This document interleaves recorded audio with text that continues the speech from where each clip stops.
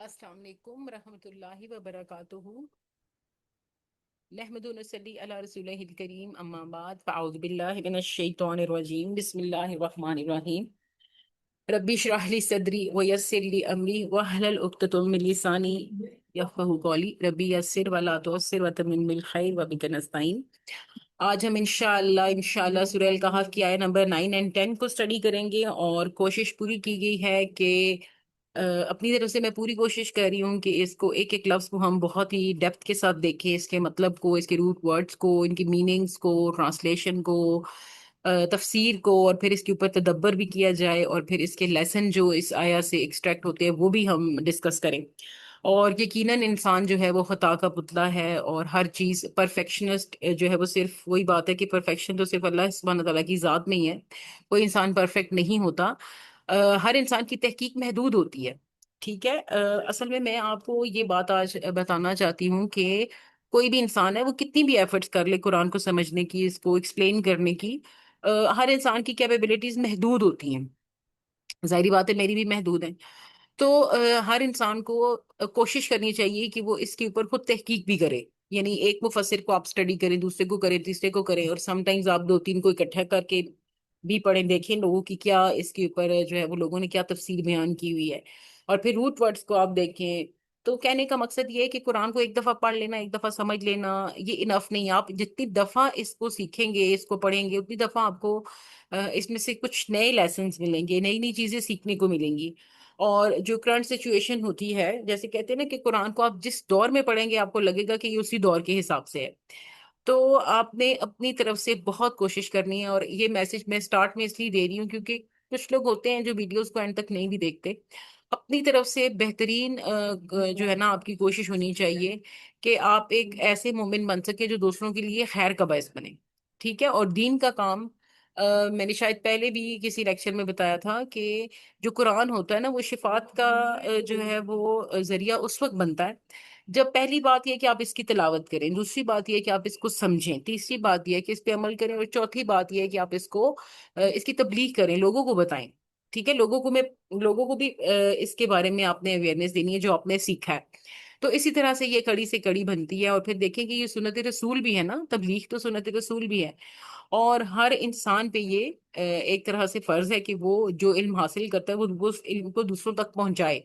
تو آپ کوئی بھی اچھی تو نہیں کہنا چاہیے، اللہ کی بھیجی ہوئی ہر آیت ہی ظاہر ہے بہترین ہے، مکمل ہے۔ آپ کوئی بھی ایک آیت لے لیں، اس کو سمجھیں، لوگوں کو سمجھائیں، اپنے فرینڈس میں، اپنے گروپس میں، اپنے فیملی میں، اور آپ کا کام ہے کہ آپ یہ جو ہے وہ اویئرنیس آگے دیں۔ حدیث آپ دیکھیں کوئی، اس کو ویریفائی کریں کہ یہ حدیث سچ ہے نہیں سچ، کیونکہ ہم آپ کو پتہ ہے انٹرنیٹ پہ تو لوگ کچھ بھی پوسٹ کرتے رہتے ہیں۔ آپ اس کو ویریفائی کریں، تو اس کی اوتھینٹسٹی چیک کریں، اور اس کے بعد پھر آپ اس کو پوسٹ کریں۔ میرا کہنے کا مقصد یہ ہے کہ پلیز آپ اپنی زندگی میں سے یہ کچھ کچھ کام، کچھ کچھ وقت اللہ سبحانہ تعالیٰ کی اس کتاب کے لیے ضرور نکالیں، دین کے لیے ضرور نکالیں۔ دین کو پھیلانا ہر انسان کے اوپر، ہر مسلمان کے اوپر فرض ہے، ٹھیک ہے۔ اور کچھ لوگ، میں نے سنا ہے ابھی، یہ کہتے ہیں کہ ہمارے پاس ٹائم نہیں ہے اس کو پڑھنے کا یا سننے کا، جیسے ہی ہم ٹائم نکالیں گے، ٹائم ملے گا، ہم پڑھیں گے۔ دیکھیں میں آپ کو یہ بتانا چاہتی ہوں کہ قرآن پاک فارغ لوگوں کے لیے نازل نہیں ہوا، کہیں پر بھی یہ نہیں لکھا ہوا کہ اگر آپ فارغ ہو تو تب آپ اس کو پڑھیں، اور اگر آپ فارغ نہیں ہیں تو آپ جو ہے وہ قرآن نہیں پڑھیں گے، ٹھیک ہے۔ یہ شیطان ہے جو آپ کو ورگلاتا ہے کہ میرے پاس ٹائم نہیں ہے، بس میں یہ کر لوں تو ابھی میں یہ ابھی پڑھ لوں گا، ابھی پڑھ لوں گا۔ اللہ کی کتاب کو پیچھے مت چھوڑیں، اپنی چیزوں کو پریورٹی میں آگے کر کے اس کو پریورٹی میں پیچھے مت چھوڑیں، ٹھیک ہے۔ یہ کتاب ہے، یہ ضروری ہے، یہ فرض ہے، اور ہم سب پہ لازم ہے کہ ہم اس کو اسٹڈی کریں، ٹھیک ہے۔ کبھی کبھار ہم نہیں کر سکتے، کوئی الگ بات ہے، لیکن ایک آیت، کیا ہمارے پاس اتنا بھی وقت نہیں ہے کہ ہم ایک آیت کو پڑھ سکیں؟ کیا ہمارے پاس اتنا وقت نہیں کہ ہم اپنے بچوں کو، اپنے بہن بھائیوں کو، اپنے فیملی ممبرس کو ایک آیت کے بارے میں کچھ بتا سکیں، ایون کہ ایک حدیث بھی ہم سنا سکیں؟ تو خیر کا کام ہے، خیر کے کام میں حصہ لیجئے، یہ صدقہ جاریہ ہے۔ آج آپ اپنے بہن بھائیوں کو سکھائیں گے، کل وہ اپنے بچوں کو سکھائیں گے، آج اپنے بچوں کو سکھائیں گے، وہ آگے اپنے بچوں کو سکھائیں گے۔ تو خیر کے کام میں دیر مت کیجیے، یہ ایک ایسا کام ہے جس میں کوئی پیسہ نہیں لگتا، جس میں کوئی بہت محنت نہیں ہوتی، یہ بہت محنت والا کام نہیں ہے کہ آپ ایک چیز سیکھ کر دوسرے کو سکھا رہے ہیں، ٹھیک ہے۔ بچپن سے ہم پڑھ رہے ہیں اس قرآن کو، ٹرانسلیشن کے ساتھ ہی پڑھنا ہے نا، آپ اس کو سمجھیں اور اپنے بہن بھائیوں کو بتائیں۔ چلیں ہم سٹارٹ کرتے ہیں، آج ہماری آیا نمبر 9 ہے۔ اور 9 اور 10 ہے. تو دیکھتے ہیں کہ ہم اس سے کیا لیسن ایکسٹریکٹ کر سکتے ہیں، اور اس کے روٹ ورڈس بھی دیکھیں گے ہم انشاءاللہ تعالی. اچھا جی، یہ دیکھتے ہیں ہم. بسم اللہ. حسبتا، کیا آپ سمجھتے ہیں، انا یقیناً، اصحاب الکافی، غار والے، ورقیم ورقیم اور کتبے والے، کانو تھے. کیا آپ سمجھتے ہیں کہ غار اور کتبے والے ہماری نشانیوں میں سے، من آیاتنا، ہماری نشانیوں میں سے، عجب، عجیب تھے؟ کیا آپ یہ سمجھتے ہیں یعنی کہ جو غار والے تھے وہ ہماری نشانیوں میں سے عجیب، غار اور کتبے والے ہماری نشانیوں میں سے عجیب تھے؟ اس اول فتیتو، جب پناہ لی نوجوانوں نے، الال کافی، غار کی طرف، فقالو، تو انہوں نے کہا، ربنا آتنا، اے ہمارے رب، عطا کر ہمیں، من لدن کا، من لدن کا، ہمارے پاس سے، اپنے پاس سے، رحمتن، رحمت، بہائی ہی، اور عطا کر دے، لنا، ہمارے لیے، من امرنا رشدا، ہمارے کام میں رہنمائی. آپ دیکھیں کہ آیت ہونے کے ساتھ ساتھ یہ کتنی خوبصورت دعا بھی ہے کہ ان لوگوں نے اپنے لیے کیا مانگا، کہ اللہ سبحانہ تعالیٰ سے کہا کہ یا اللہ، آپ اپنی طرف سے ہمارے لیے رحمت اور رہنمائی عطا فرمائیں، اپنی طرف سے. ٹھیک ہے. اور ہم دیکھتے ہیں کہ تھوڑا سا ہم اسٹڈی کر لیتے ہیں کہ اصحاب کہف میں جو ہے وہ بیسیکلی ہوا کیا تھا.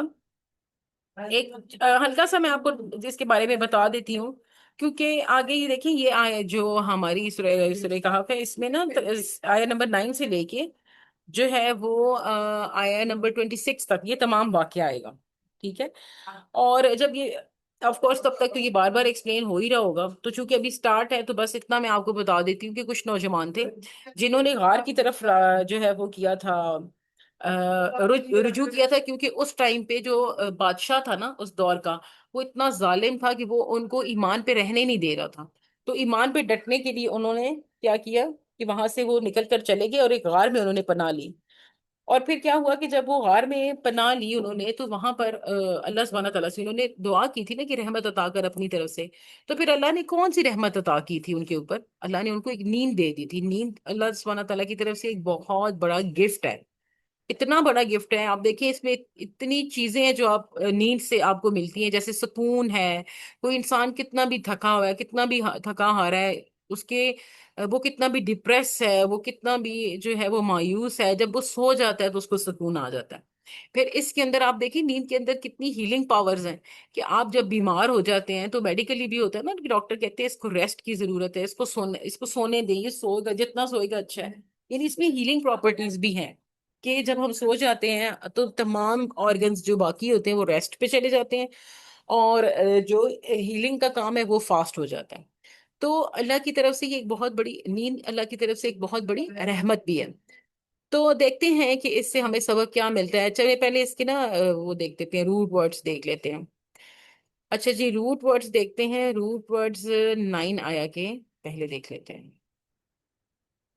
کچھ ورڈ دیکھیں، میں تو یہی کہوں گی کہ بہت قرآن میں بہت زیادہ یوز ہوئے ہیں، ان کو ہمیں چاہیے کہ ہم یاد کر لیں. جیسے ام کا لفظ ہے نا، کیا کیا تم نے بطور سوال پوچھا گیا نا.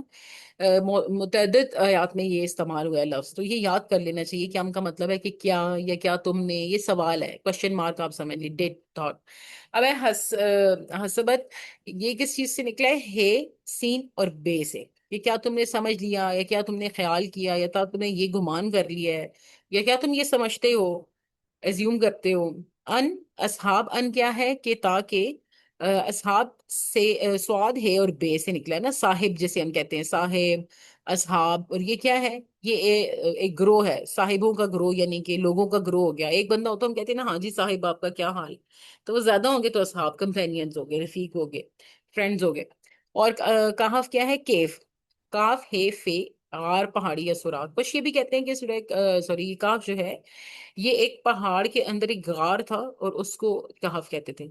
اور ورقین جو ہے وہ رے قاف میم، اس کو کہتے ہیں کہ تحریر کیا ہوا، لکھا ہوا، رقم کیا ہوا. جیسے ہم کہتے ہیں نا فلاں چیز فلاں جگہ پہ رقم ہوئی ہوئی ہے، تو ورقین سے آپ یاد رکھیں کہ یہ ریٹن چیز جو ہوتی ہے. رقم ہم اردو میں بولتے ہیں نا کہ رقم ہوئی ہوئی ہے، کندہ کیا ہوا پتھر، یہ تختی پر لکھی ہوئی ہے.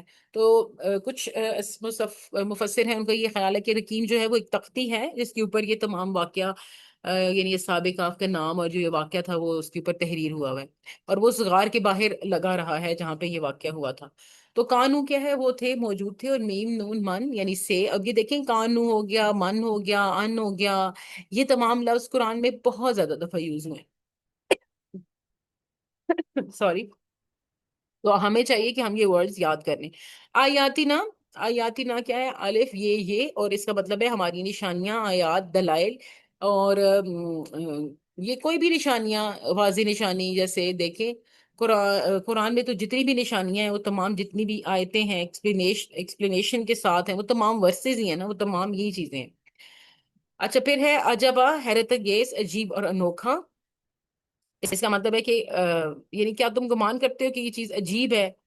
یعنی تمہیں عجیب لگ رہی ہے کہ یہ جو واقعہ ہے، کیا یہ تمہیں عجیب لگ رہا ہے؟ کیا یہ ممکن نہیں ہے؟ یا کیا یہ تمہیں گمان ہوتا ہے کہ یہ بہت بڑی نشانیوں میں سے ہے؟ بھی اللہ کے پاس تو اس سے بھی بڑی بڑی بہت نشانیاں موجود ہیں، جن کا قرآن میں ذکر آئے یا نہ آئے، لیکن اس سے بڑی نشانیاں موجود ہیں. چلے میں آپ کو تھوڑا سا سابق کہف کی بارے میں ایکسپلینیشن دیتی ہوں کہ یہ. اچھا جی، اصحاب کہف کے واقعے سے کیا پتہ چلتا ہے؟ کہ اصحاب کہف کا واقعہ میں یہ بتاتا ہے کہ سچے اہل ایمان کی جو زندگی ہے، اس زندگی میں ایسے شدید حالات پیدا ہوتے ہیں کہ انہیں کسی غار میں پناہ لینی پڑ جاتی ہے. اب اس کا یہ مطلب نہیں ہے کہ انسان ہے اور اس کو اب مجھے کوئی مسئلہ ہوگا تو میں کسی غار میں پناہ جا کے لوں گی، یہ مطلب نہیں ہے. میٹافوریکلی یہ بھی آپ سمجھ سکتے ہیں کہ اب جب کوئی انسان، کوئی سچا اہل ایمان ہے، اس کی زندگی میں جب شدید حالات پیدا ہوتے ہیں تو اس کو تنہائی اختیار کرنی چاہیے. یہ تنہائی میں جا کے اس کو اللہ کی عبادت کرنی چاہیے، یہ تنہائی اس کو اللہ کے قریب کرے گی. یہاں پر تو ظاہری بات ہے کہ غار سے جو ہے، کہ غار میں بھی تو وہ تنہائی ہو گئے تھے نہ جا کے، باقی سے دنیا سے انہوں نے اپنا واسطہ جو ہے وہ توڑ لیا تھا. وہاں جا کے انہوں نے پناہ لے لی تھی. لیکن آج کل کے حالات میں اگر آپ اس کو اس کی امپلیکیشن دیکھیں تو وہ یہ ہے کہ چونکہ باہر بہت فتنہ ہے، اور جب باہر بہت فتنہ ہو جائے، اس فتنے سے خود کو بچانا ہو، تو جیسے ابھی کیا فتنہ ہے، ہمارے پاس موبائل ہیں، لیپ ٹاپس ہیں، ٹی وی ہے، سوشل میڈیا، یہ سب فتنے ہیں. ان سب فتنوں سے خود کو بچانے کے لیے ہمیں آئسولیٹ ہونا پڑے گا. ٹھیک ہے؟ اور اس آئسولیشن میں جا کے ہمیں اپنے اللہ سبحانہ تعالیٰ سے اپنی کنیکٹیوٹی کو اسٹرانگ کرنا پڑتا ہے. اور جب ہم تنہا ہوں گے، اکیلا کچھ وقت دیں گے اپنے دین کو، اس قرآن کو سمجھنے میں، اپنے اللہ کی باتوں کو سمجھنے میں، جب ہم اللہ سے بات کریں گے، سجدہ کریں گے، دعا کریں گے، اپنی باتیں اللہ سے ڈسکس کریں گے، تو کیا ہے کہ اللہ سبحانہ تعالیٰ، ظاہری سی بات ہے کہ جب آپ مانگتے ہیں اللہ سے، تو اللہ کا کیا ہے کہ اللہ سبحانہ تعالیٰ نے قرآن میں یہی فرمایا ہے نا، کہ مفہوم اس کا یہی کہ جب میرا بندہ مجھے پکارتا ہے تو میں اس کی دعا قبول فرماتا ہوں. تو اس سے آپ کا کنیکشن بہتر ہو جاتا ہے. اسی عام زبان میں اگر آپ ہیلنگ کی سینس میں دیکھیں تو اس کو آپ میڈیٹیشن بھی کہہ سکتے ہیں، جس میں آپ بالکل تنہا ہو کے آپ جو ہے وہ صرف اپنے اللہ کی طرف جو ہے وہ رجوع کرتے ہیں. دوسری بات یہ ہے کہ آپ دیکھیں، تدبر بھی ہے. بالکل خاموشی سے بیٹھیں آپ، مختلف چیزوں پہ آپ سوچیں کہ یہ اللہ نے بنائی ہیں، ان کے کیا کیا فائدے ہیں، اللہ نے ان کے کیا کیا مقصد بنائے ہیں، اور یہ مزید کس مقصد میں کامیاب کام آ سکتی ہیں. تو یہ تمام چیزیں جو ہے وہ آپ اس آیا سے سمجھیں کہ بھئی تنہائی بہت ضروری چیز ہے. یہ کوئی گناہ نہیں ہے، یہ کوئی خدا نہ خواستہ کوئی سزا نہیں ہے تنہا ہونا، بلکہ یہ بہت اچھی بات ہے. اس کو آپ پازیٹیو میں لیجئے. دوسری بات ہے کہ یہ واقعہ بتاتا ہے کہ زندہ انسانوں کے لیے بظاہر جو غار ہے، جیسے قبر یا مشکل حالات ہیں، موت کے مترادف ہوتے ہیں. ان کو لگتا ہے کہ بس یہ چیزیں تو ایسی ہیں کہ ان کے بعد، مشکل حالات کے بعد تو بندہ کہتا ہے اس کے بعد تو اب کچھ بھی نہیں ہے، بس اینڈ ہو چکا ہے سب. لیکن در حقیقت جو ہے، یہ وہ چیزیں ہیں جہاں پہ اصل میں اس کے بعد زندگی اور حرکت پھوٹتی ہے نا، کہ ہر مشکل کے ساتھ آسانی ہوتی ہے. اچھا، یہاں پہ مجھے چونکہ یہ ابھی میرے منہ سے یہ الفاظ ادا ہوئے ہیں، تو میں سمجھتی ہوں کہ یہیں پہ ان کو ایکسپلین بھی کر دوں. زندگی کا کوئی بھروسہ نہیں ہے کہ کب ہم جو ہے وہ ہماری روح پرواز کر جائے. میں نے یہ بہت بہت دفعہ لوگوں سے کے منہ سے سنی ہے کہ ہر مشکل کے بعد آسانی ہے، ہر مشکل کے بعد آسانی ہے. تو میں آپ کو یہ بتانا چاہتی ہوں کہ جب ہم روٹ ورڈز اسٹڈی کرتے ہیں نا، تو ان کا فائدہ یہ ہوتا ہے کہ ہم آیات کو بڑے اچھے طریقے سے سمجھتے ہیں.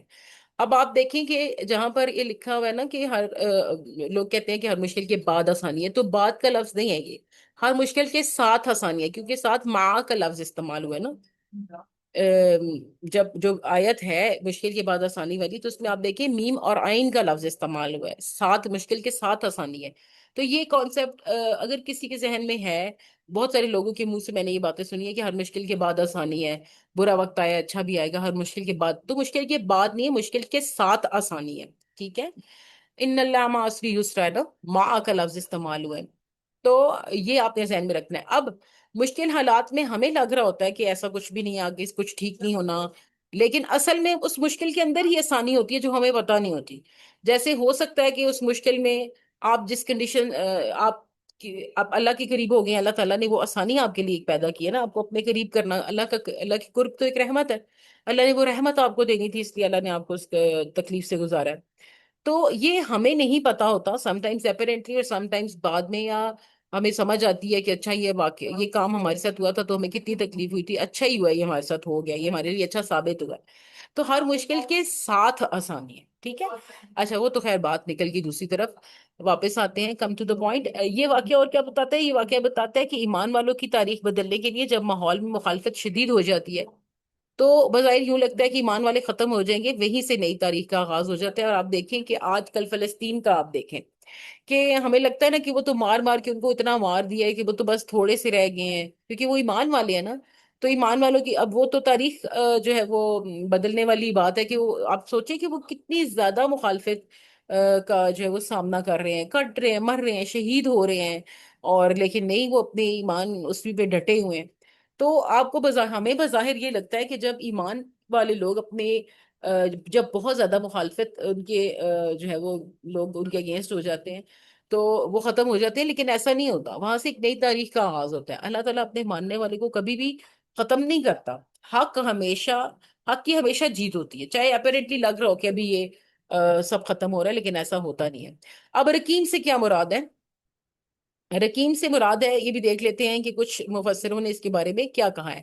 کچھ لوگوں کے نزدیک رقیم سے مراد وہ بستی ہے جسے سابق کاف گئے تھے، ٹھیک ہے، وہ بستی یعنی وہ ایریا ہے، اس کو رقیم کہتے ہیں. اور کچھ لوگوں کا یہ خیال ہے کہ یہ پہاڑ یہ وہ پہاڑ ہے جس میں وہ غار واقع ہے نا، کہف والا غار واقع ہے.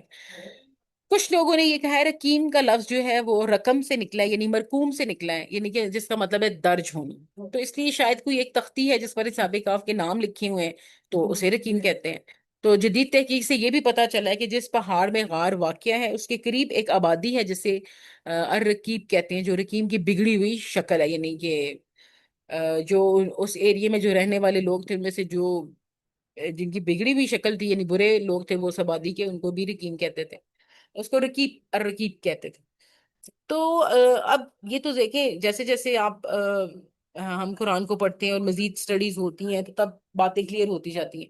ابھی آپ اس کو رقیم کو لکھا ہوا بھی سمجھ لیں، اب یہ بھی سوچ لیں کہ شاید کوئی پہاڑی ہے، اسی طرح کنسیڈر کر کے ہم اپنی آیات کو انڈرسٹینڈ کر لیں گے. اب وہ تھے کون؟ سابق کاف کون تھے؟ کہ کہا جاتا ہے کہ جو مسیح تاریخ کے مطابق کہ یہ وہ 7 سلیپرز تھے جو 7 سونے والے، یعنی کہا گیا نا کہ اگر وہ سابق کہاف ہیں تو یہ واقعہ افسس یعنی کہ ان کے اس میں ہے نا کہ ایک منٹ ہے یہ پلیز.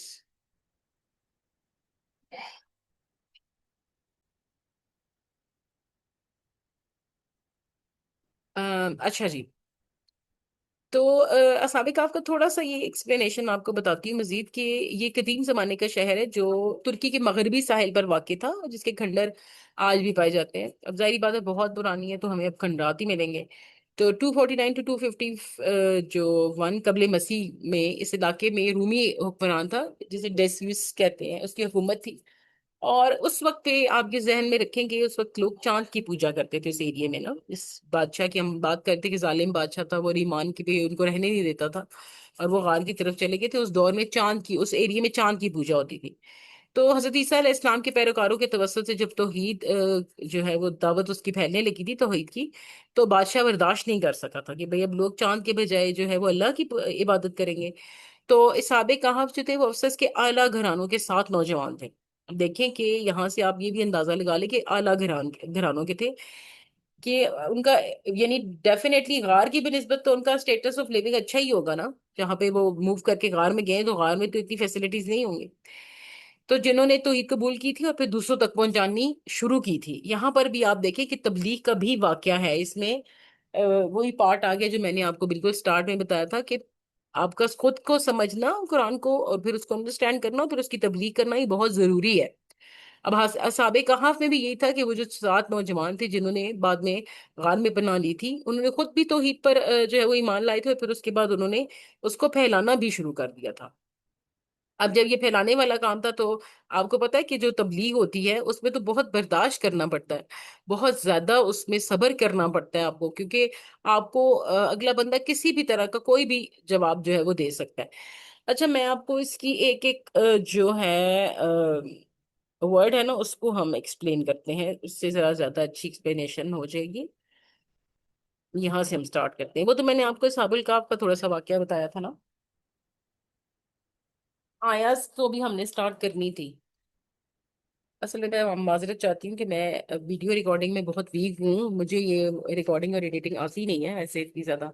میں کوشش کر رہی ہوں کہ جو کچھ مجھے آتا ہے بس میں اس کو کس طریقے سے ایک چینل کے تھرو آپ تک پہنچا سکوں۔ تو ان کیس اگر کہیں پر کوئی ایشو ہو جاتا ہے، کوئی مسئلہ ہو جاتا ہے، میری طرف سے کوئی تاخیر ہو جاتی ہے یا ویڈیو رک جاتی ہے، کچھ ہو جاتا ہے، تو کائنڈلی آپ اس کو اگنور کر دیجیے گا۔ اچھا سٹارٹ کرتے ہیں ام حسبتا سے۔ حسبتا سے دیکھیں کہ جو تفسیر اب اس کا جو خالی ہم اس ورڈ کو دیکھتے ہیں پہلے، یہ جو سٹارٹ کے دو ورڈز ہیں نا ام حسبتا کا، اس میں کیا آتا ہے کہ کیا تم نے گمان کیا؟ اب یہاں پر جہاں پر یہ بات آتی ہے کہ کیا تم نے گمان کیا، یہ دو باتیں ہو سکتی ہیں۔ یا تو دیکھیں ایک تو یہ بات ہے کہ یہ قرآن نازل ہوا ہے رسول اللہ صلی اللہ علیہ وآلہ وسلم پر، ٹھیک ہے، ہو سکتا ہے کہ ان سے بات کی جا رہی ہو، اور چونکہ نازل ہمارے لیے ہوا ہے، میسج ہمارے لیے بھی آیا ہے، تو یہ ہم سے بھی بلا واسطہ بات ہو سکتی ہے۔ تو اس لیے یا تو یہ یوں کہا جا سکتا ہے کہ اے نبی صلی اللہ علیہ وآلہ وسلم کیا تم نے یہ گمان کیا؟ اور اگر آپ یہ بھی کہہ لیں کہ اگر بالواسطہ طور پر یہ انسان کی بات ہو رہی ہے کہ اے انسان کیا آپ سمجھتے ہیں، تو دونوں صورتوں میں آپ اس کو انڈرسٹینڈ کر سکتے ہیں۔ کیا تم نے یہ سمجھا ہے کہ واقعہ کوئی عجیب یا انوکھا واقعہ تھا، یعنی اصحاب کہف کا جو واقعہ تھا وہ عجیب یا انوکھا واقعہ تھا؟ تو یہاں پہ اگلا لفظ کیا ہے؟ اصحاب الکہف، ٹھیک ہے، اس میں ہے کہ غار والے، ٹھیک ہے، یعنی وہ نوجوان جنہوں نے ایمان کی حفاظت کے لیے ظالم بادشاہ اور مشرک سے جو مشرک ظالم اور مشرک بادشاہ تھا معاشرے سے فرار اختیار کر لیا تھا، یہ وہ غار والے یعنی کہ وہ نوجوانوں کا ذکر ہو گیا۔ اب آگے ورقیم، ہم نے اس کو بھی انڈرسٹینڈ کر لیا تھا کہ کیا اس سے مراد وہ پتھر یا تختی جس پر ان کا واقعہ یا نام درج کیا گیا تھا، اور بعض مفسرین کے مطابق یہ کوئی رجسٹر ہے، کوئی یادگار قبریں ہیں جنہیں کتبے وغیرہ ہیں جہاں پر ان کے نام وغیرہ لکھے ہوئے ہیں۔ پھر آگے کیا تھا؟ کانو آیاتی نا من آیاتی نا عجبا، کہ اس میں یہ بھی ہے نا کہ کانو من آیاتی نا عجبا میں، یعنی وہ ہماری نشانیوں میں سے تھے، لیکن ہماری بے شمار نشانیوں میں سے ایک نشانی ہے یہ، نہ کہ سب سے عجیب یا کہ کوئی ایک ہی نشانی ہو۔ اچھا یہ تو خیر ہمارا مطلب بھی تھا، اس کا میننگ تھا، اور جو ہم نے اپنے روٹ ورڈز کے ساتھ بھی لنک کر کے دیکھ لیا۔ اب ہم اس کو تھوڑا سا دیکھتے ہیں کہ اگر ہم اس کی عقلی اور روحانی تدبر کی طرف جائیں، قرآن کے زاویوں کو اگر دیکھیں، تو جہاں دنیا اس واقعے پر حیران ہوتی ہے، قرآن وہاں یہ کہتا ہے کہ تمہیں یہ عجیب لگ رہا ہے، یعنی سوال ہے کہ تمہیں یہ عجیب لگ رہا ہے، تو جبکہ میری ہر آیت، یعنی اللہ سبحانہ تعالیٰ کی ہر آیت، ہر قدرتی منظر اور ہر چیز، ہر جو آیت ہے وہ ہدایت، وہ سب کا سب معجزہ ہے، کہ صرف ایک یہ چیز لگ رہی ہے تمہیں کہ یہ عجیب ہے؟ کیا رات کے بعد دن کا آنا، دن کے بعد رات کا جانا، کیا بادلوں کا پانی سے بھر جانا، کیا ایک بے جان زمین میں ایک جاندار پودے کا اگنا، کیا ہواؤں کا نظر نہ آنا لیکن محسوس ہونا، کیا سورج کا وقت پر جو ہے وہ طلوع ہونا، وقت پر غروب ہونا، چاند کا نزول ہونا، کیا یہ ساری باتیں اللہ سبحانہ تعالیٰ کی نشانیاں نہیں ہیں؟ یہ کیا یہ سب ایک سے بڑھ کر ایک نشانی کو دیکھیں تو آپ کو یہ ڈفرنٹ لگے گی، ایک کی نشانی دوسرے سے ڈفرنٹ لگے گی، آپ کہیں گے کہ یہ تو بہت ہی جو ہے وہ پرفیکشن والی بات ہے نا، کہ کتنے ٹائم سے اللہ سبحانہ تعالیٰ اس چاند کو لے کر آ رہا ہے، کتنے ٹائم سے، پھر چاند میں بھی اگر 29 کا چاند ہے تو اس کی کیا ایک کرائٹیریا، اگر 30 کا تو اس کا کرائٹیریا۔ پھر آپ دیکھیں کہ توجہ کا مرکز بھی تبدیل کیا ہے، کہ قرآن صرف قصہ نہیں سناتا، یعنی کہنے کا مقصد یہ ہے، سٹارٹ میں بھی آپ کو بتایا تھا کہ اگر اس اصحاب کہف کا قصہ قرآن میں موجود ہے تو قرآن کا مقصد سٹوری ٹیلنگ نہیں ہے، قرآن کا مقصد یہ ہے کہ اس واقعے سے کیا سکھایا جا رہا ہے وہ ہم نے سیکھنا ہے نا۔ تو قرآن ہمیں کوئی یہ قصے کہانیاں نہیں سناتا، قرآن کا کیا ہے کہ یہ ہمیں ایک نظریہ بتاتا ہے نا، کہ یہ اب لوگوں کے سابق کہاف کے، یہ لوگوں کے غار میں چلے جانے سے کیا نظریہ مل رہا ہے، کہ لوگ اس سابق کہاف کے سوتے رہنے سے کیا تھا، کہ سوتے رہنے کی مدت پر بحث کرتے ہیں کہ اتنے سوئے اتنے سوئے، مگر قرآن کیا کہتا ہے کہ اصلی سبق ان کی قربانی ہے، ٹھیک ہے، جو پوری دنیا کی تمام جو فیسلٹیز تھی ان کو چھوڑ کے وہ ایک سائڈ پہ ہو گئے تھے، اللہ کی عبادت کی، انہوں نے اپنا ایمان بچایا، تو اصل جو مقصد ہے وہ ہے ان کی قربانی، پھر ان کی ہجرت، دیکھیں قربانی بھی تھی پلس ہجرت تھی جو وہ ایک انہوں نے اپنے گھر سے کی اور ایک غار کی طرف چلے گئے. پھر تیسری چیز آپ دیکھیں کہ توحید پر ڈٹے رہنے کا بھی بیان تھا نا ایک طرح سے، کہ وہ انہوں نے یہ سب کچھ، یہ اتنی قربانی انہوں نے کیوں دی ہے، توحید پر کیوں ڈٹے رہے ہیں، کیوں انہوں نے اتنی قربانیاں دی ہیں، اور وہ کیوں ہجرت کی ہے، صرف اور صرف ایمان کے بچاؤ کے لیے. جس سے یہ ثابت بھی بات بھی ثابت ہوتی ہے کہ ایمان کا بچاؤ ہر حال میں ضروری ہے، چاہے آپ کو ہجرت کرنی پڑے، چاہے آپ کو قربانیاں دینی پڑے. اور ابھی آپ اگر فلسطین کو دیکھیں تو آپ کو یہ تمام چیزیں بولتی بھی نظر آئیں گی کہ وہ لوگ قربانیاں بھی دے رہے ہیں، کچھ ہجرت بھی کر رہے ہیں، ایک جگہ سے دوسری جگہ بھی جا رہے ہیں، لیکن اپنے ایمان سے وہ نہیں ہٹے. وہ اتنے اپنے ماؤں کی بچے چلے گئے ہیں، کتنے کتنے کتنے گھر پورے کے پورے ختم ہو چکے ہیں، شہید ہو چکے ہیں، لیکن وہ لوگ اپنے ایمان سے نہیں ہٹے. تو یہ دیکھیں، یہ وہ ایک تصور پیش کیا گیا ہے یہاں پر. پھر باطن پر نظر رکھنا ہے کہ یہ دنیا میں ظاہری عجیب چیزوں پر فوکس کرتے ہیں نا جتنے بھی ہم دنیا کے لوگ ہیں، لیکن قرآن کیا ہے، ہمیں باطنی معنی پر لے کے آتا ہے. یعنی قرآن کا یہ ہے کہ ہمیں ہدایت، اخلاص اور قربانی سکھاتا ہے. سبق ہمیں یہ ملتا ہے اس آیت سے کہ اس ایمان کا کامل صرف عمل میں نہیں ہے، ٹھیک ہے، بلکہ نیت میں بھی ہے نا، کہ آپ کی نیت کیا تھی اس بارے میں، آپ کی کیا سوچ تھی کسی بھی عمل کے بارے میں. کہ بڑے بڑے معجزے صرف وہ نہیں ہیں جو دنیا کو حیران کرتے ہیں، ٹھیک ہے. اصل معجزہ ایمان پر استقامت ہے. سب سے بڑا معجزہ یہ ہے کہ آپ اپنے ایمان کو کس طریقے سے استقامت پر رکھتے ہیں. اللہ کی نشانیاں ہر جگہ موجود ہے، بس دیکھنے والی آنکھ چاہیے، جو میں نے آپ کو کتنی ساری ابھی بتائی بھی ہے نا. تو آپ کی اکیلی استقامت جو ہے وہ سچ بولنے کی ہمت ہونا، یا جو آپ کی برائی سے کنارہ کشی کرنا، یہ سب عجیب لگے گی تو دنیا کو. ظاہری بات ہے جب آپ یہ سب کچھ کریں گے تو دنیا آپ کو کہے گی کہ یہ کیا تھا، اچھا خاصا جو ہے وہ ہمارا فرینڈ تھا، وہ جو ہے وہ ہمیں چھوڑ کے دنیا دنیا سے کنارہ کشی اس نے اختیار کر لی ہے. تو ڈیفینیٹلی وہ آپ کو دنیا کو تو لگے گا آپ ایک عجیب کام کر رہے ہیں. پھر آپ لیکن جب اللہ کی نظر میں آپ دیکھیں کہ آپ نے اپنی استقامت کے لیے، یا آپ نے اپنی قرآن اللہ سے قربت حاصل کرنے کے لیے خود کو اگر باقیوں سے جو ہے وہ ڈسکنیکٹ کیا ہے، تو اللہ کی نظر میں تو آپ کی یہی ہے نا کہ ایمان کی بہترین نشانی تو یہی ہے. جس طرح صحابہ نے دنیا اور ظاہری نظام سے ہجرت کی تھی نا، دنیا اور ظاہری نظام سے، تمام چیزوں سے وہ کٹ گئے تھے، ویسے ہی آج کا بھی ایمان جو ہے، جو ایماندار لوگ ہیں، وہ کیا ہے، باطنی ہجرت کر سکتے ہیں. ہمیں غار میں جانے کی ضرورت نہیں ہے، ٹھیک ہے، ہمیں غار میں آج کل کے دور میں کہاں غار ملیں گے اور ہم وہاں جائیں گے، لیکن ہمیں باطنی جو ہے وہ تنہائی کی ضرورت ہے. دن میں ہمیں چاہیے کہ ہم 5 سے 10 منٹ ایسے نکالیں جس میں ہم اپنا محاسبہ کر سکیں، ہم محاسبہ کر سکیں کہ ہم ایمان کے کون سے لیول پر ہیں. اللہ ہمارے تمام جتنے بھی ٹاسک ہیں اس میں سے اللہ ہمارے کون سے ٹاسک سوری لیول پر ہے. جیسے اگر ہم کوئی کام کر رہے ہیں اور اذان ہو رہی ہے، تو کیا ہم اللہ کو پریورٹی دیتے ہوئے، ہم اللہ سبحانہ تعالیٰ کو پریورٹی دیتے ہوئے اٹھ کے نماز پڑھ رہے ہیں، یا ہم کہہ رہے ہیں کہ پہلے میں یہ کام ختم کر لوں، بس تھوڑا سا رہ گیا، تھوڑا سا رہ گیا، اس کے بعد میں جو ہے وہ اٹھ کے نماز پڑھ لوں گی. تو ہم کہاں پر ہمارا ایمان لائے کر رہے ہیں، جو اللہ کے بتائے ہوئے کام ہے ان کی پریورٹی کہاں پر ہے، اور ہمارے اپنے جو نفس کی خواہشیں ہیں وہ کہاں پر ہیں. تو اس آیت سے ہم نے یہ ضرور محاسبہ کرنا ہے اپنا کہ ہمارا ایمان کتنا ہے، کہاں پر ہے، وہ اس ایمان کی پروگریس کیسے ہوگی، کہاں پر ہم نے اس کو کرنا ہے. تو باطنی ہجرت، ہم نے بظاہر ہجرت نہیں کرنی، کہ ہم نے باطنی ہجرت کرنی ہے. کہاں سے؟ جھوٹ سے، اور یہ جو فریب ہیں، دھوکے ہیں، اور یہ جو سوشل میڈیا کی سب جھوٹی زندگی ہے، یہاں سے ہم نے ہجرت کر کے اپنے اصل حقیقی، اپنے اصل رب سے ملنا ہے. اب دل دہلان، اور ایک آپ یہ سمجھ لیں کہ دل دہلان دینے والی ایک حقیقت ہے یہاں پر، کہ امام راضی فرماتے ہیں کہ اگر اللہ چاہے تو کسی معمولی نوجوان کو کے دل کو بھی ایسی طاقت دے دیتا ہے کہ وہ بادشاہوں سے بھی نہیں ڈرتا، ٹھیک ہے، بلکہ اللہ کی رضا کے لیے سب کچھ چھوڑ دیتا ہے. یہ اللہ سبحانہ تعالیٰ کی جو ہے وہ نعمتوں میں سے ایک نعمت ہے، کہ اللہ سبحانہ تعالیٰ نے ہمیں اتنا اسٹرانگ بنایا ہے کہ اگر ہم چاہیں تو ہم بادشاہوں سے، ظالم بادشاہوں کے آگے بھی ڈٹ جاتے ہیں. آپ دیکھ لیں حضرت ابراہیم علیہ السلام کا واقعہ بھی دیکھ لیں، آپ یہ جتنے بھی مختلف واقعے گزرے ہیں جو پاس میں، جن کا ذکر قرآن میں، آپ وہ سب دیکھ لیں. تو اب آپ دیکھیں کہ یہ آیت ہمیں کیا بتا رہی ہے کہ اللہ کی نشانیاں صرف قصے کہانیوں میں نہیں ہیں، بلکہ آپ کے اندر بھی کوئی صحابہ کہف جاگنے کے منتظر ہیں. اب دیکھیں، آپ سوچیں گے کہ یہ کیا بات ہوئی، کہ ہمارے اندر کون سے صحابہ کہف ہیں جو جاگیں گے. تو میں آپ کو اس کی ایکسپلینیشن دیتی ہوں بات کی، کہ قرآن میں بیان کی گئی ہے نا کہ نشانیاں، معجزے، واقعات اور کرامات صرف ماضی کی چیزیں تو نہیں ہے. یہ صرف پڑھ کر حیران ہونے کے لیے نہیں ہے. یہ آیات ہے کہ صرف معلومات نہیں دیتی، بلکہ یہ ہماری زندگی، سوچ اور فیصلہ سازی میں بھی اثر ڈالنے کے لیے جو ہے وہ آئی ہے نا. تو اب یہ کہتے ہیں کہ آپ کے اندر بھی کوئی حساب کاف جاگنے کا منتظر ہے، تو یہ لامتی انداز میں کہا جاتا ہے کہ آپ کے اندر بھی ایک ایسا نوجوان ہے، جیسے حساب کاف میں نوجوان تھے نا، آپ کے اندر ایسا جوان موجود ہے جو حق کی خاطر سب کچھ چھوڑ سکتا ہے، جو آپ حق کی خاطر اللہ پر بھروسہ کر سکتا ہے، جو آپ یہ سمجھے کہ ظلم کے آگے جھکنے کی بجائے اللہ کی طرف رجوع کر سکتا ہے، جو سچ کے لیے تنہائی قبول کر سکتا ہے، جو ایمان نہ چھوڑے، اپنے ایمان پر ڈٹا رہے، چاہے اس کو جاب ملتی ہے چاہے جاب نہیں ملتی، چاہے اس کو جو ہے وہ رات کو بغیر کسی جو ہے وہ کسی فیسلٹی کے سونا پڑے، لیکن وہ اپنے ایمان کو نہ چھوڑے کسی بھی صورت۔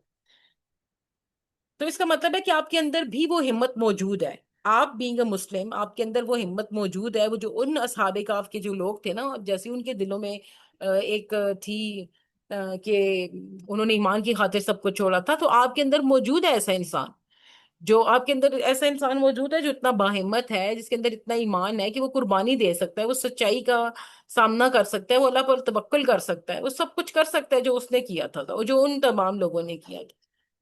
پھر آپ دیکھیں کہ ہو سکتا ہے کہ حالات ابھی سازگار نہ ہوں ہماری زندگیوں میں، لیکن دل کے کسی کونے میں وہ سچا مومن موجود ہے جو سو رہا ہوگا ابھی، جس کو ہم نے جگانا ہے، جو صرف اللہ پہ توکل کرے، جو صرف اس بات پہ بھروسہ رکھے کہ اللہ ہی ہے جس نے اس کو سب کچھ دینا ہے۔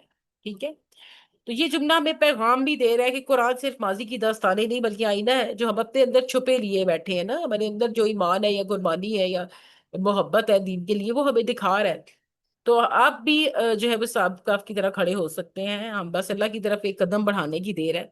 یعنی وہ غار میں گئے تھے اور ہم جو ہے وہ یہیں پر بیٹھے بیٹھے ہی ہم اپنے دن میں کچھ حصہ الگ کر لیں گے، آئسولیٹ ہو جائیں گے، جس میں ہم صرف اللہ سبحانہ تعالیٰ کو مزید پہچاننے کی کوشش کریں گے۔ ہم کوئی لیکچر سن سکتے ہیں، ہم کسی آیت پہ تدبر کر سکتے ہیں، ہم سجدہ کر سکتے ہیں، ہم دعا کر سکتے ہیں، ہم صرف رو کے اللہ سے اپنی گناہوں کی معافی بھی مانگ سکتے ہیں۔ ٹھیک ہو گیا؟ اب ہم آیت نمبر 10 کی طرف چلتے ہیں، آیت نمبر 10 کی ایکسپلینیشن کی طرف چلتے ہیں۔ اچھا، آیت نمبر 10 میں آپ دیکھیں تو یہ آیت ہونے کے ساتھ ساتھ دیکھیں ایک دعا بھی ہے نا، جو کتنی بہترین دعا ہے کہ ہم اللہ سے رحمت بھی مانگ رہے ہیں، اور ساتھ ساتھ اس کی یہ کہہ رہے ہیں کہ اپنی طرف سے ہمیں رحمت عطا فرمائے، اپنی طرف سے ہماری مدد فرمائے، اپنی طرف سے ہمیں ہدایت جو ہے وہ دیں۔ تو آپ یہاں پہ دیکھیں کہ جب یہ کہاں سے، ہاں جی، جب انہوں نوجوانوں نے غار میں پناہ لی تو انہوں نے کہا اے ہمارے رب ہمیں اپنے پاس سے رحمت عطا کر، اور ہمیں اپنے جو ہے وہ، ایک منٹ سوری، اور ہمیں ہمارے کام میں رہنمائی عطا فرما دیجیے۔ جی بیٹا جی۔ مجھے آپ سے کیا میں کیا پڑھتی ہوں؟ سوری فار انکنوینئنس، اچھا سٹارٹ کرتے ہیں دوبارہ سے، وہ بیچ میں میری میس آ گئی تھی تھوڑی۔ اچھا دیکھیں کہ جب وہ نوجوان غار میں پناہ گزیر ہوئے تھے اور کہا تھا کہ اے ہمارے رب، اب یہاں پر ایک لفظ استعمال ہوا ہے، ربنا کا لفظ استعمال کر، اے ہمارے رب یعنی اے ہمارے پالنے والے، اے ہمارے پرورش کرنے والے، اے ہمیں جو ہے وہ ربنا ہے چونکہ پرورش کرنے والا، پالنے والا، ٹھیک ہے، سب سے بڑا جو ہے وہ رب ہے ہمارا۔ اچھا یہاں پر ہم سب سے پہلے آپ لفظ دیکھیں، یہ ہے نا آپ کا اس اول فتیتو، نوجوانوں کا، تو یہ لفظ نوجوانوں کے لیے آیا ہے۔ قرآن نے یہاں دیکھیں یہاں پر عمر نہیں بتائی، اگر ہوتا نا کہ اتنی عمر کے لوگ یا اتنی عمر کے لوگ، یہاں پر صرف نوجوانوں کی بات کی ہے، جس کا مطلب ہے کہ یہاں پر جذبہ بیان کیا گیا ہے نا، وہ نوجوان ادھیڑ عمر نوجوان بھی ہو سکتے تھے، بوڑھی عمر نوجوان بھی ہو سکتے تھے، بہت بڑی ادھیڑ عمر کی بھی ہو سکتے تھے، اور ہو سکتا ہے کہ وہ کافی جوان، مطلب جیسے نو عمر نوجوان ہوتے ہیں ویسے بھی ہو سکتے تھے۔ تو چونکہ یہاں پہ فتیاتو کا لفظ ہے نوجوانوں کا، تو اس میں تقریباً ہر طرح کے جو عمر کے لوگ ہیں، جوان ہیں، وہ سب شامل ہیں اس کے اندر۔ یہاں پر بیسیکلی جذبہ بیان کیا گیا کہ کس طریقے سے وہ جوان دل تھے، دلوں کی بات ہو رہی ہے، جن میں حق کے لیے جو ہے وہ کیا تھا، لڑنے کا حوصلہ تھا، کہ انہوں نے تمام چیزوں کو چھوڑا اور وہ الگ ہو گئے۔ اب الالکاف ہے نا غار کی طرف، یعنی وہ غار میں چلے گئے۔ اب ظاہری طور پر تو وہ غار میں گئے ہیں، تو آپ دیکھیں کہ کوئی لوگ اگر ہوں ایسے ہمارے دور میں بھی، وہ اگر سب گھر پر چھوڑ کے غار میں چلے جائیں گے رہنے، تو ہم یہ کہیں گے نا کہ تم نے تو بڑے گھاٹے کا سودا کر لیا بھئی، یہ تم کہاں رہ رہے ہو، اس غار میں تم کیسے زندگی گزارو گے؟ ہمارے دل میں سو خیال آئیں گے۔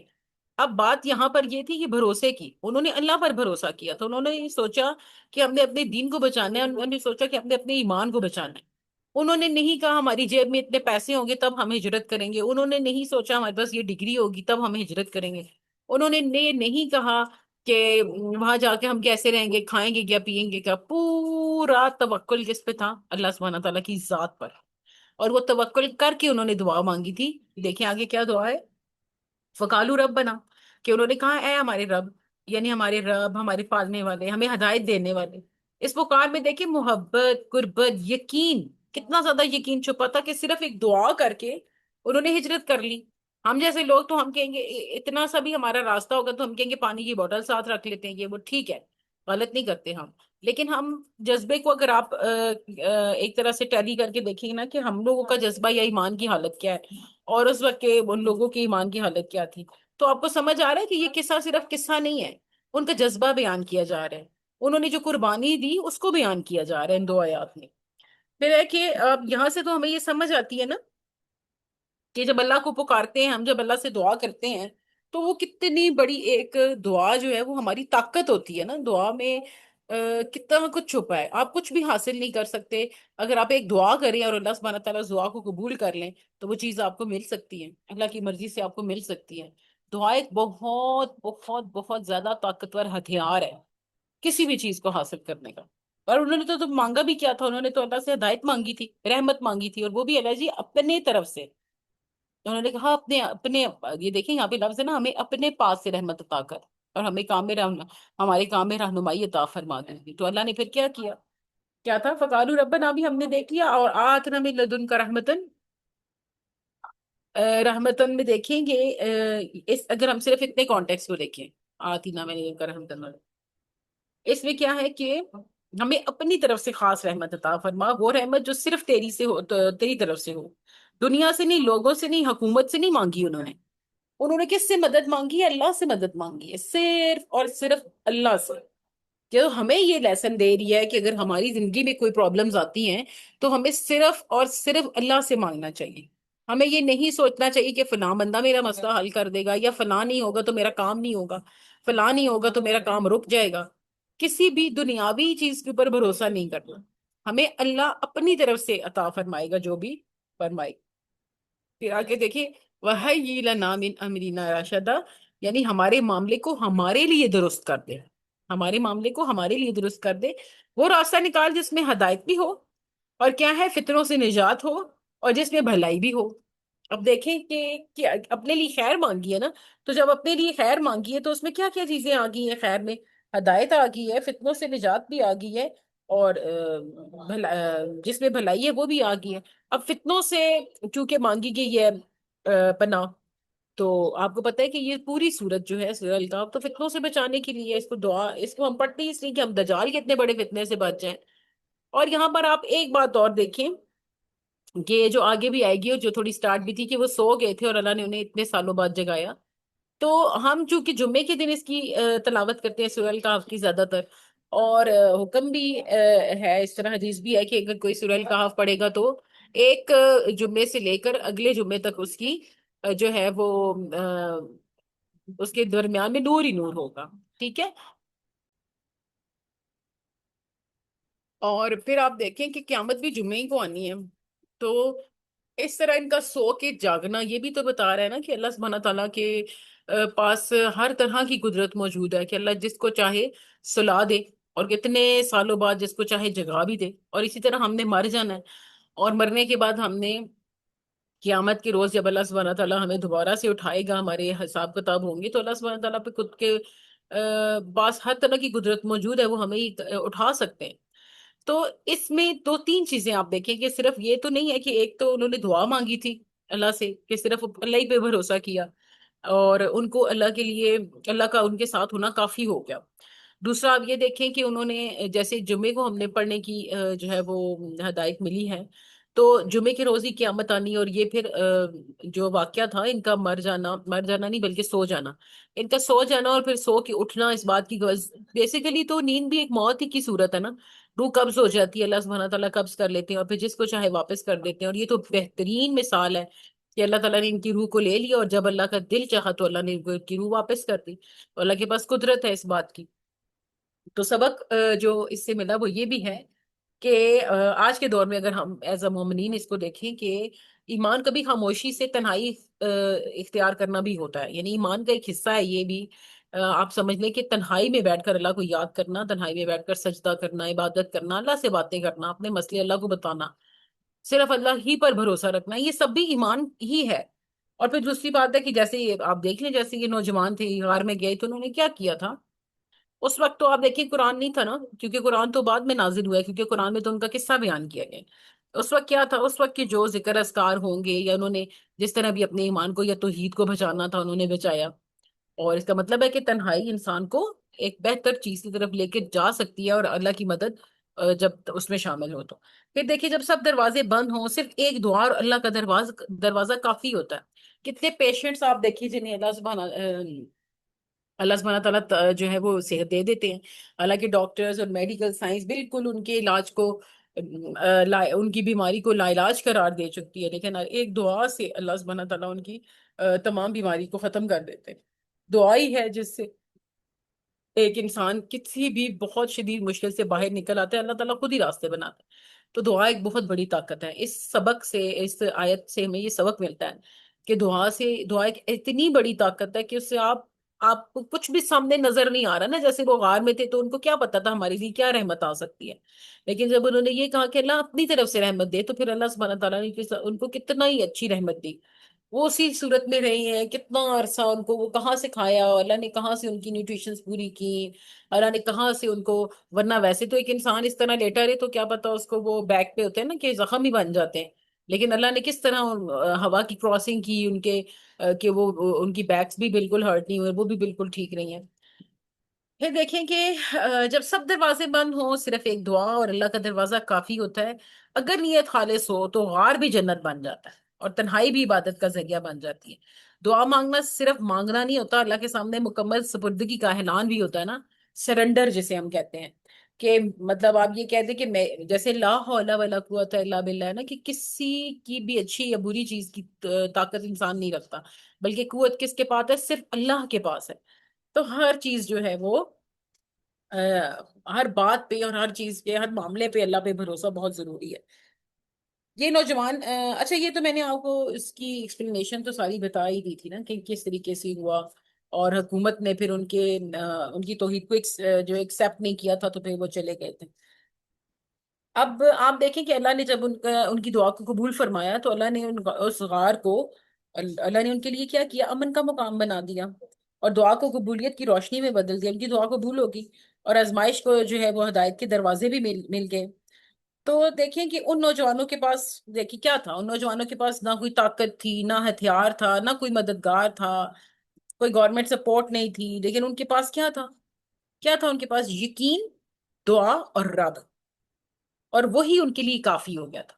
اس آیت سے اگر آپ نے کوئی بہترین چیز ایکسٹریکٹ کرنی ہے نا سبق کے حساب سے، تو آپ یہ یاد رکھ لیں کہ ایک انسان جس کے پاس کچھ بھی نہیں ہے، کچھ بھی نہیں ہے، سب سے بڑی چیز جو اس کے پاس ہے نا، کچھ نہ ہوتے ہوئے بھی، وہ کیا ہے؟ اس کی اس کا یقین ہے، اس کی دعا ہے، اور اس کا رب ہے جس پہ اس کو بھروسہ ہونا چاہیے۔ اور یہ دعا ہمیں ضرور مانگنی چاہیے، ہر وقت مانگنی چاہیے رحمت کے لیے۔ اور رحمت، اچھا یہاں پر ایک اور بات آپ کو بتاتی ہوں، جہاں پہ ہم نے یہ ڈسکس کیا تھا نا کہ اپنے پاس سے رحمت عطا فرما، تو رحمت کے لیے کیا ہے؟ ایک جامع دعا، یعنی رحمت میں کیا کیا آتا ہے؟ آپ کا سکون آ جاتا ہے، آپ کی حفاظت آ جاتی ہے، اور اللہ کی خاص نگاہ آپ کی طرف ہوتی ہے۔ جب آپ کو یہ چیزیں چاہیے تو آپ رحمت کے لیے یہ دعا مانگ سکتے ہیں۔ اور جب ہم کہتے ہیں کہ اپنی طرف سے کوئی رہنمائی فرمائیے، تو راستہ فرمائیے، تو ظاہر ہم یہ دعا، اس کا مطلب ہے کسی مشورے کی صورت میں بھی کر سکتے ہیں۔ جب کوئی مشورہ چاہیے ہو اللہ سے، جب ہدایت چاہیے ہو، یا زندگی کی سمت نہیں سمجھ آ رہی کہاں ہے، کہاں جائیں گے، کیا کریں گے، تو ہم تب بھی یہ دعا مانگ سکتے ہیں۔ تو یہ دعا بہترین ہے گائیڈنس کے لیے، اور جو ہے وہ رحمت کے لیے۔ اور بس اس میں یہی ہے جو آج ہم نے ڈسکس کر لیا ہے، اور انشاءاللہ ہم کل اب آیا نمبر 11 سے آن ورڈ دیکھیں گے۔ دیکھنے میں یہ دونوں آیات بہت چھوٹی ہیں، اور اتنا ہم کہتے ہیں کہ یہ اتنی بڑی نہیں ہے، شاید اس کی کتنی کیا ہی ہوگا کہ اس کی ٹرانسلیشن دیکھے تو کیا ہی بندہ کہتا ہے کہ اس کی ڈیپتھ میں ہم جائیں گے، لیکن آپ دیکھیں کہ کتنی بڑی بات ہے اس کے اندر، کہ اللہ تعالیٰ کی نشانیوں کو اگر ہم دیکھیں، پہلی جو آیت نمبر 9 ہے اس میں آپ نشانیوں کو اگر اب تدبر وائز دیکھیں، کہ تدبر کریں اور دیکھیں کہ کتنی بڑی بڑی نشانیاں اللہ کی یہاں پر موجود ہیں۔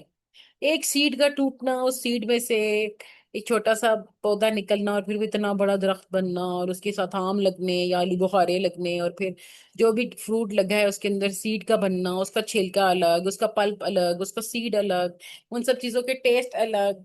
और आप देखें कि तदब्बर करके देखें आप, अल्लाह सुब्हाना ताला की जो भी चीज है, नेचर की किसी भी चीज को उठाएं और उसको आप उसके ऊपर तदब्बर करें और आप सोचें कि ये कितनी अल्लाह सुब्हाना ताला की जात कितनी कितनी कितनी रहीम है।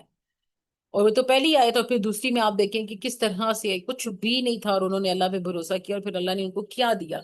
आप ये भी तो जाने, ये भी तो देखें कि सबसे बड़ी नेमत जो थी वो ये भी तो है कि आज भी उन लोगों का जिक्र, उन जवानों का जिक्र कुरान में मौजूद है।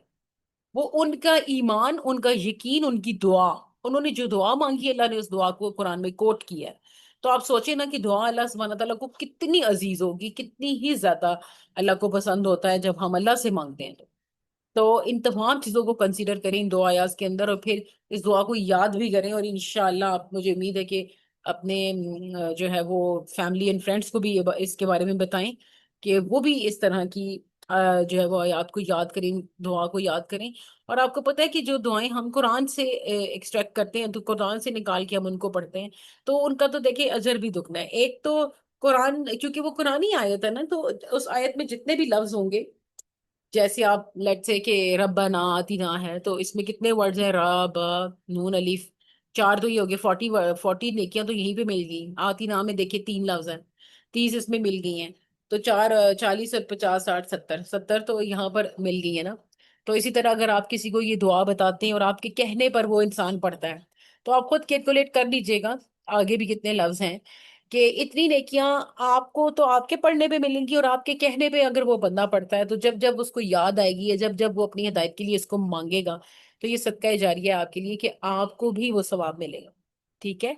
और क्योंकि इसमें पहली आयत में तबलीग की बात भी थी ना, कि उन्होंने खुद तौहीद पे वो जो है वो ईमान लेकर आए थे और फिर लोगों को भी बता रहे थे, जो कि बादशाह को ये बात पसंद नहीं आई थी। तो आप देखिए तबलीग भी एक जो है वो अल्लाह का महबूब अमल है ना, अल्लाह को जो पसंद है अल्लाह की बात को फैलाना। तो वो भी आप करेंगे फिर साथ में, यानी जब आप आयत बताएंगे किसी को, तो आप वो बात काम कर रहे हैं ना जो अल्लाह सुब्हानहू तआला को पसंद है, अल्लाह की कुर्बत का जरिया बनेगा। तो 11 और 12 से हमें मिल गया जी सबक कि हमने अल्लाह पे यकीन रखना है, अल्लाह के सिवा किसी से हमने कुछ नहीं मांगना, हमने जो मांगना है अल्लाह से मांगना है। अल्लाह को कहना है कि अल्लाह हमारे लिए हिदायत के दरवाजे खोल दे। अल्लाह आपके लिए, अल्लाह मेरे लिए, अल्लाह सब के लिए, जो भी ये वीडियो देख रहे हैं और जो नहीं देख रहे हो, पूरी उम्मत मुसलमान में जितने भी लोग हैं, अल्लाह हर एक के लिए इंसानियत पैदा फरमाए।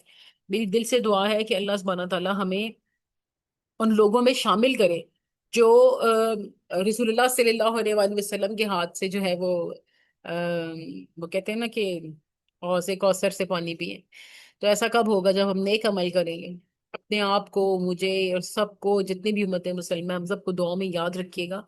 और हर इंसान की इस्तगफार, यानी जो मर गए हैं हमारे जितने भी मरहूम हैं, मरहूमीन हैं, किसी के पेरेंट्स हैं, किसी के माँ बहन भाई हैं, जो भी हैं, अल्लाह सुब्हानहू तआला उन सब के गुनाहों को माफ फरमा दे। अल्लाह सुब्हानहू तआला उन सबको जन्नत में जगह अता फरमाए।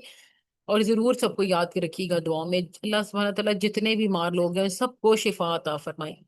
मेरी दिल से दुआ है कि हम जो भी पढ़ते हैं हमारे दिलों में ये पैवस्त हो जाए, हमें हमारे अमाल में ये झलकनी चाहिए, ये आयतें हमारे अमाल में झलकनी चाहिए कि जब हम उठे यहाँ से तो हमारा यकीन जो है वो बिल्कुल हाईएस्ट लेवल पे हो कि जो चीज देनी है हमें अल्लाह ने देनी है, और जो चीज हमने मांगनी है सिर्फ अल्लाह से मांगनी है। हमें नहीं चाहिए किसी भी इंसान से कुछ लेके। देखिए इंसान से कुछ मिलता है तो जिल्लत और ख्वारी ही होती है, जबकि अल्लाह सुब्हानहू तआला जब कुछ देता है तो कितना कुछ मिलता है। पहले हम दुआ करते हैं, उसका सवाब अलग, फिर अल्लाह की कुर्बत अलग, और फिर वो चीज भी मिल जाती है एज अ नेमत, वो अलग। तो आप सब लोग प्लीज मुझे दुआओं में जरूर याद रखिएगा। और कोई भी चीज अगर वीडियो में आगे पीछे हो जाती है समटाइम्स, या पॉज या कुछ भी, या कोई आवाजें पीछे आती है, तो प्लीज इग्नोर कर दीजिएगा। I am not good in editing, मुझे बिल्कुल एडिटिंग नहीं आती, और मेरा पूरा फोकस, आप यकीन करें, तहकीक पे है, रिसर्च पे है। रूट वर्ड्स को रिसर्च करके लिखना, उनको कंपाइल करना, फिर मोस्टली मैं उनके प्रिंट्स भी ले रही होती हूँ साथ में जो मैंने पढ़ाना होता है। और फिर आप देखें कि क्या उसे कहते हैं, फिर हम लोग मतलब सूरह, ये भी होता है ना कि जैसे ये कुरान अजमा है, इसमें क्या डिटेल बताइए, थोड़ा इसको भी देख लेना। तो मुख्तलिफ जगहों पे हम जब करते हैं तो जाहिर बात है मुख्तलिफ बातें पता चलती हैं। अच्छा हम लोग यहाँ से भी देख लेते हैं ایک ہماری جو یہ والی تھی نا، 10th والی آیت تھی، جاتے جاتے ذرا اس کو بھی دیکھ جاتے ہیں۔ میں ہمیشہ کوشش کرتی ہوں کہ جتنے بھی جو بھی پاسبل ریسورسز ہیں ان سب سے ہی میں دیکھوں۔ تو ان سب میں میرا چونکہ دھیان ریسرچ کی طرف ہوتا ہے، تو میں ویڈیو ایڈیٹنگ وغیرہ مجھے نہیں آتی، شور شرابہ یہ سب آپ اگنور کرنی۔ تو جب انہوں نے غار میں پناہ لی تھی تو وہ چند نوجوان تھے جو سیدھے راستے پر تھے، حق کی طرف مائل تھے۔ اچھا، یہ بات تو ہم آلریڈی پڑھ چکے ہیں۔ تو یہاں پر دعا تھی بہت اچھی کہ انہوں نے کہا، اے ہمارے رب، ہم اپنے پاس سے رحمت فرما عطا کر، اور اپنی رحمت کے ذریعے ہمیں نیکی کی توفیق عطا فرما، اور برائی سے بچا لے، اور ثابت قدمی عطا فرما۔ تو رحمت سے مراد کیا ہے؟ رحمت سے مراد آخرت میں مغفرت اور دشمنوں سے امن میں ہونا اور دنیا کا رزق ہے۔ تین چیزیں دیکھیں، میں نے آپ کو یہاں پہ رحمت کی الگ سی چیزیں بتائی تھی نا۔ میں نے آپ کو بتایا تھا کہ جو رحمت ہوتی ہے وہ کیا ہے؟ سکون ہو گیا، حفاظت ہوگی، اللہ کی خصوصی نگاہ ہوگی۔ اور یہاں پہ نکت ہاشمی صاحبہ نے جو فرمایا ہے رحمت کے بارے میں، انہوں نے کہا ہے کہ یہ مراد، اس سے مراد آخرت میں مغفرت ہوگی، دشمنوں سے امن میں ہونا، اور دنیا کا رزق بھی ہونا۔ دیکھیے کتنا اچھا ہوتا ہے جب آپ دو تین مفسروں کو دیکھتے ہیں تو آپ کو اور بھی ورڈز کلیئر ہو جاتے ہیں۔ تو اگر ہم کہیں کہ رحمت جو ہے وہ آخرت میں مغفرت بھی رحمت ہے، دشمن سے امن میں ہونا، سکون میں ہونا، حفاظت میں ہونا، اللہ کی خاص کرم ہونا ہمارے اوپر، اور پھر دنیا کا رزق، اور رزق میں تو ساری چیزیں آ جاتی ہیں، آپ کی مال دولت، آپ کا ایمان، سبھی کچھ آ جاتا ہے۔ تو پھر کیا ہے کہ اللہ سبحانہ تعالیٰ نے نبی پاک صلی اللہ علیہ وآلہ وسلم کی ایک بہت پیاری اور اچھی دعا ایک اور بھی ہے یہاں پر، جو وہ کرتے تھے کہ اے اللہ، ہمارے تمام امور کو انجام کو اچھا بنا دے، تمام امور کے انجام کو اچھا بنا دے، اور ہمیں دنیا کی رسوائی اور آخرت کے عذاب سے بنا دے۔ دیکھیں یہ بھی اچھی ہے، اور یہ دیکھیں ہم جو پڑھتے ہیں نا، ربنا آتنا فی الدنیا حسنۃ وفی الآخرۃ حسنۃ وقنا عذاب النار، یہ اس سے تھوڑی ملتی جلتی ہے، لیکن یہ جو سٹارٹ والی ہے کہ ہمارے تمام امور کے انجام کو اچھا بنا دے، یہ اس میں ایک پارٹ میں ہے، اور یہ بہت اچھی چیز ہے۔ آپ خود سوچیں کہ ہم جب بسم اللہ پڑھتے ہیں، تو بسم اللہ بھی تو ہم اسی لیے پڑھتے ہیں نا کہ جو کام ہم کر رہے ہیں اس میں اللہ سبحانہ تعالیٰ کی مدد شامل ہو جائے، اور اس کام کا انجام اچھا ہو جائے، وہ کام اپنے اچھے اچھے جو ہے وہ اس میں پہنچے، نتیجے پہ پہنچے۔ اصحاب کہف کے واقعے میں نوجوانوں کے لیے کیا سبق ہے؟ یہ نگہت ہاشمی صاحبہ فرماتی ہیں کہ اصحاب کہف کے واقعے میں نوجوانوں کے لیے بڑا سبق ہے کہ آج کا نوجوان فضول کاموں میں وقت برباد کرتا ہے اور اللہ تعالیٰ کی طرف توجہ نہیں کرتا۔ کتنی اچھی بات انہوں نے کی ہے۔ جبکہ اصحاب کہف نے اپنے وقت کو بچایا، اور دنیا کے سب سے بڑے کام یعنی اللہ کے دین کو بچانے کو کہ اور اس کے دوسروں تک پہنچانے کی کوشش کی تھی۔ آپ کو پتہ ہے یہ جو تمام لوگ، جو میں نے شاید سٹارٹ میں بھی کہا تھا کہ جو ٹائم نہیں ہوتا ہمارے پاس قرآن کے لیے، لوگ کہتے ہیں نا کہ ہمارے پاس ٹائم نہیں ہے، تو عموماً پھر یہی بات ہوتی ہے ذہن میں کہ قرآن کیا صرف ان لوگوں کے لیے نازل ہوا ہے جو صرف فارغ ہے؟ ظاہر بات ہے قرآن تو سب کے لیے نازل ہوا ہے نا، تمام مومنوں کے لیے۔ یہ تو نہیں اس میں لکھا تھا کہ جو فارغ ہیں بس وہی اس کو پڑھیں گے، اور جو کام کریں، بزنس کریں، جابس کریں، ان کے لیے نہیں ہے یہ۔ تو جیسے انہوں نے اپنا وقت فضول کاموں میں برباد نہیں کیا، دین کو بچانے کے لیے کیا، اور اس کو دوسروں تک پہنچانے کی کوشش کی تھی نا، اس کا ہی ان کو یہ پھر کرنا پڑا کہ اپنی جان بچانے کے لیے اور ایمان بچانے کے لیے ان کو غار میں جانا پڑا۔ تو ہمیں بھی دوسروں تک جو ہے وہ اس پیغام کو پہنچانا ہے۔ سابق آپ نے اپنی جوانیاں رب کے نام لگا دی تھی، اور ہماری جوانیاں کہاں جا رہی ہیں؟ ہماری جوانیاں جا رہی ہیں فرشی شلواروں کے اوپر، اور ہماری جوانیاں جا رہی ہیں یہ دیکھنے میں کہ کون سی سیلیبریٹی کے کتنے ملین فالوورز ہیں، اور اس نے کس کو لائک کر دیا اور کس کو ڈس لائک کر دیا، اس کی کس کے ساتھ شادی ہو رہی ہے، شادی کے کتنے فنکشنز ہو رہے ہیں۔ یہ ہماری جوانیاں ان کاموں میں لگ رہی ہیں۔ تو آج کے نوجوان کو بھی اپنی جوانیوں اور جو بھی صلاحیتیں ہیں ان کو رب کی عبادت میں گزارنے کی ضرورت ہے۔ اور انہوں نے تو ظاہر ہے اپنی ایک زندگی کی حقیقت کو سمجھ لیا تھا نا کہ زندگی عارضی ہے، لوٹ کے رب کے پاس جانا ہے۔ اور آج کا جو جوان ہے وہ اس دھوکے میں پڑا ہوا ہے، اس کو بھی یہ جاننے کی ضرورت ہے۔ پھر دیکھیں کہ سوال تو یہ بھی پیدا ہو کہ انہوں نے غار میں کیوں بنا لی تھی؟ تو انہوں نے کیا تھا کہ سابق آپ نے حکومتی سختیوں کی وجہ سے شہر سے نکل کر قریبی پہاڑ کے غار میں بنا لی تھی۔ تو ہمارے ارد گرد کون سی سختی ہیں؟ ہمارے ارد گرد تو کوئی اتنی بڑی سختی نہیں ہے، ماں سوائے اس کے کہ ہم نے خود سے ایفرٹ کرنی ہے، اس موبائل کو تھوڑا خود سے دور کرنا ہے۔ سوشل میڈیا، دیکھیں سوشل میڈیا میں بھی میں کبھی کبھی کہتی ہوں کہ ہم بڑے نا وہ ہو جاتے ہیں، اسٹرکٹ ہو جاتے ہیں۔ سوشل میڈیا بھی تو ڈیپینڈ کرتا ہے کہ ہم کیا پڑھ رہے ہیں، ہم وہاں سے کیا سیکھ رہے ہیں، ہماری لائکس یا ڈس لائکس کیا ہیں۔ ہو سکتا ہے قرآن ہم سیکھ رہے ہوں، ہو سکتا ہے ہم اس سے دین کو سیکھ رہے ہوں، یہ ہم نے خود سوچنا ہے کہ ہماری پریورٹیز کیا ہیں۔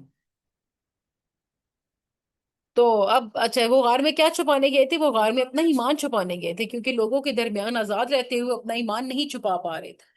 تو اصحاب کہف نے جو غار میں اللہ تعالیٰ کی رحمت طلب کی تھی، وہ اپنے معاملے کی درستگی کے لیے دعا کی تھی۔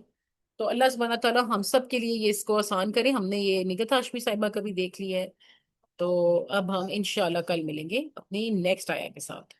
مجھے اپنی دعاؤں میں یاد رکھیے گا. اور آخر میں وہی ہم انشاءاللہ اپنی کفارہ مجلس کی دعا پڑھ لیتے ہیں. سبحانک اللہم و بحمدک اشہد ان لا الہ الا انت استغفرک و اتوب الیک. السلام علیکم.